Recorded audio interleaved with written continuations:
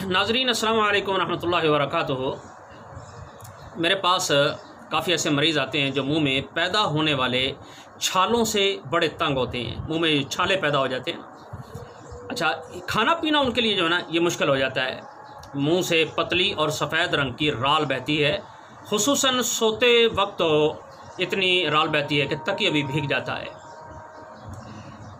मुंह में छोटी छोटी सफ़ेद रंग की फुंसियाँ पैदा होती हैं जो बाद में बड़े होकर वो छाले की शक्ल इख्तियार कर जाती हैं, और जब वो फट जाती हैं तो वो जो छाले होते हैं ज़ख़म बन जाते हैं। इनमें सफ़ेद रंग की पीप पैदा हो जाती है। ये मर्ज़ सर्दी की वजह से पैदा होता है। लोग इसे गर्मी समझते हैं, हालांकि गर्मी की वजह से मुंह में कट लगते हैं, छाले नहीं बनते, कट लगते हैं। और राल भी उनकी गाढ़ी बदबूदार होती है, पतली नहीं होती।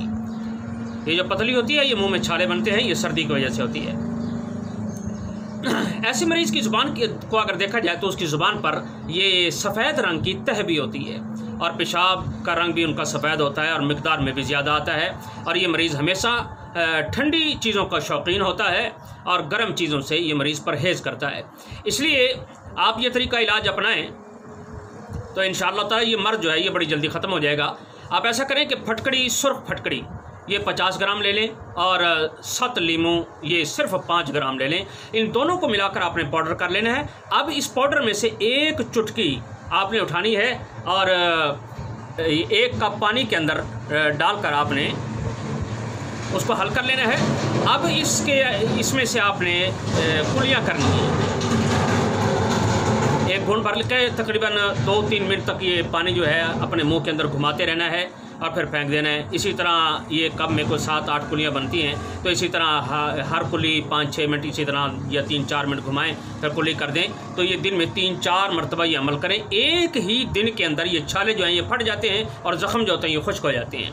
और इससे ना दांत खट्टे हो जाते हैं, और बाद लोग कहते हैं कि दांत खट्टे होते हैं इसलिए हमसे ये किया नहीं जाता। तो इसका मैं दूसरा तरीका ये बताता हूँ कि कीकर की छाल और अनार का छिलका ये दोनों मिल जाए तो ठीक है, अगर दोनों न मिले तो कोई एक मिल जाए तो 1-1 इंच का आपने टुकड़ा ले लेना है, यानी 1 ज़रब 1 का, ये 2 ज़रब 1 का ये टुकड़ा ले लेना है आपने, और इसे 2 कप पानी में डाल के जोश देना है हल्की आंच पर।